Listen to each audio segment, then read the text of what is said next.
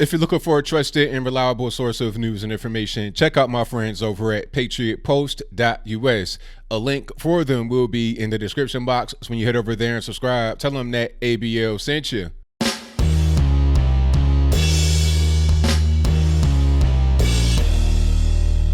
How's everybody doing? My name is Anthony Brian Logan, and today we got to talk about this quote-unquote kidnapping that allegedly happened on the streets of New York City.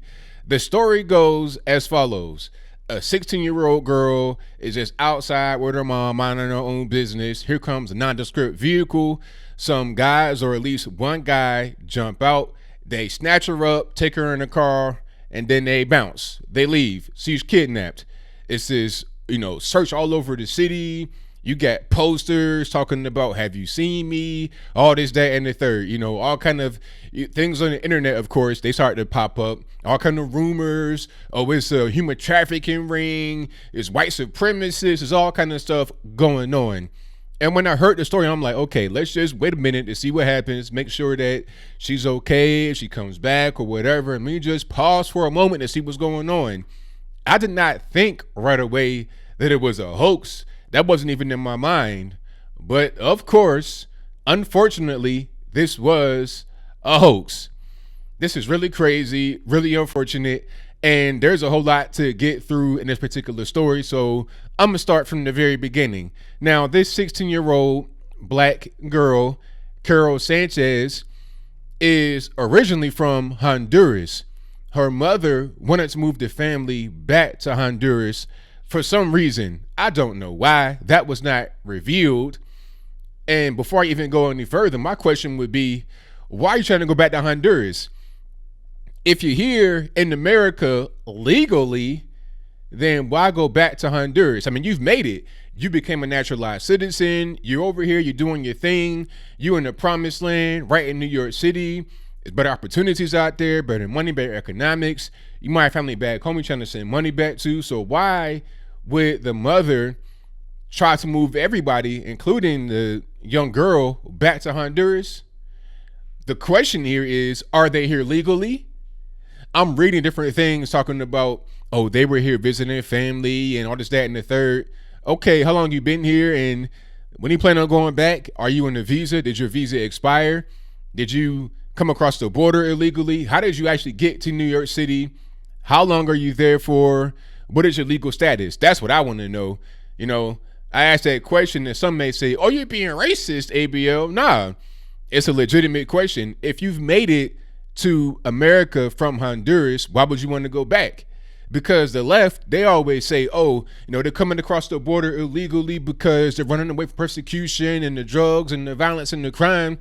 Okay, so if there's drugs, violence, and crime south of the border, why would you want to go back there after you've made it to the U.S. as a legal resident? I don't know, but I digress.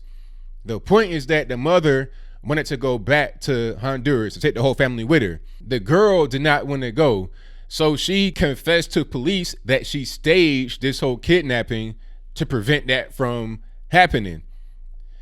Allegedly, one of the people that were in the nondescript vehicle was her gangbanger Crip boyfriend, who had been locked up before, a murder charge, attempted murder charge. Now, I don't know if he beat those cases or they're still pending or whatever the case may be, but this is a well-known person in the area, in the Bronx, wherever they were, gang banging, violent, probably had guns, drugs, and the whole 9 yards.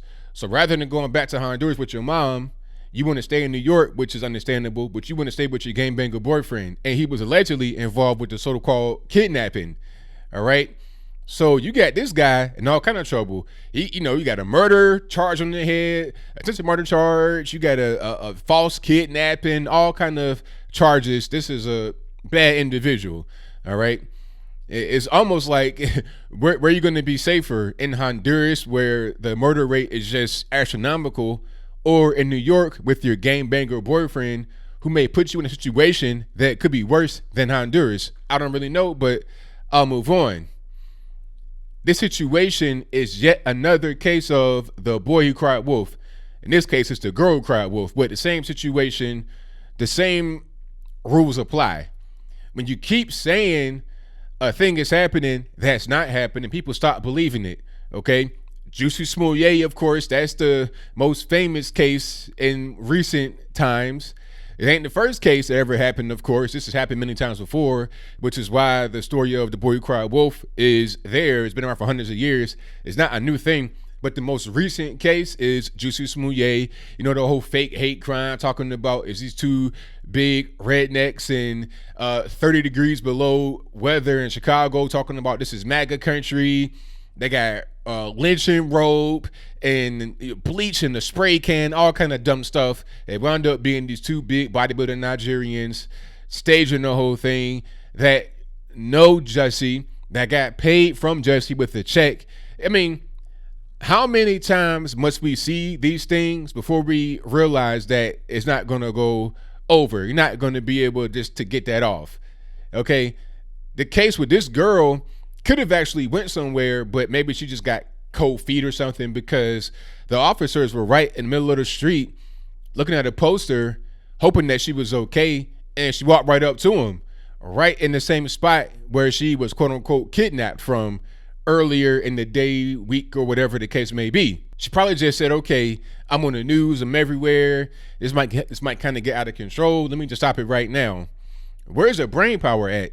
Now, she's 16, I understand, young girl, but still, I mean, come on. You gonna think of kidnapping because you want to go back home to Honduras? But I think the bigger question would be, are they here legally? That's what I want to know. She might go back home. Like, she might have actually been able to stay in New York if she didn't do a thing like this. She could have, I don't know, did something else rather than pick a kidnapping, because now there's a spotlight on you and your family. You might get forcibly sent back home to Honduras rather than voluntarily go at your own convenience. You understand what I'm saying? So overall, a big time nothing burger, yet another hoax. You know, you've had hate hoaxes, kidnap hoaxes, human trafficking hoaxes. I think there was one situation with a YouTuber. I forget her name. If you guys know, let me know in the comments. It was also a hoax or something similar to the situation in New York. You know, talking about, oh, it's a van pulling up, they're kidnapping girls, but it didn't even happen. Why must we do this? Be clear. There are actual cases of human trafficking that happen all over the US of A and the world for that matter, especially on the southern border and also in sanctuary cities where illegal aliens are allowed to do whatever they want to do. But I digress. There are actual cases of human trafficking that happen all over the nation. We don't need the Karol Sanchez's of the world or Juicy Smollett's of the world or the April Mason or whoever is out there doing these fake things, clouding the judgment of regular everyday people. Okay, her case triggered an Amber Alert. So what you want to do, have the validity of the Amber Alert be weakened? So when it comes on your phone, you see somebody get kidnapped, you're like, well, maybe that might be real, maybe it's not real. Maybe if I see the van that's involved, I might not really do anything. Or if I see the van that could be involved, you're making it more difficult for actual victims to be found and to be kept safe by your shenanigans that get all of the attention and spotlight. But I think I'll leave that right there for now. And what say you? Do you think that this case is yet another case in the line of hoaxes, fake cases, whatever you want to call it, that devalue the testimony of real victims? If that's your viewpoint, let me know why in the comments below. Or do you think it's not really a big deal? It's a nothing burger. Yes, it was fake. Yes, it was to prevent from going back to the country of origin. Yes, they could be illegal, but so what? Who cares? If that's your viewpoint, let me know why in the comments below. Personally, I'm getting tired of all these hoaxes. You know, it's getting to the point now where I might not even report on it. And when a thing like this happens, I'm going to think automatically this could be fake. I'm going to think to investigate the person, you know, and their background to see if the case is real before I even talk about it. You know, that's what I'm going to do from now on. Is it right? No, it's not. But I'm a human being. That's a natural reaction for me to have, which is why these cases, in my humble opinion, diminish the validity of real victims' stories. They're coming out here talking about what happened to them, and people are kind of listening to it halfway, believing it, halfway not believing it. That shouldn't really be the case. True victims should be believed and they should be heard, and they shouldn't be clouded by these fraudsters and clowns like Karol Sanchez out here making it hard for everybody to believe when a real case of human trafficking happens. But whatever your comments are, please let me know in the comments below. And that's all I gotta say for this video. If you like what you heard, please comment, rate, share, and subscribe. Peace.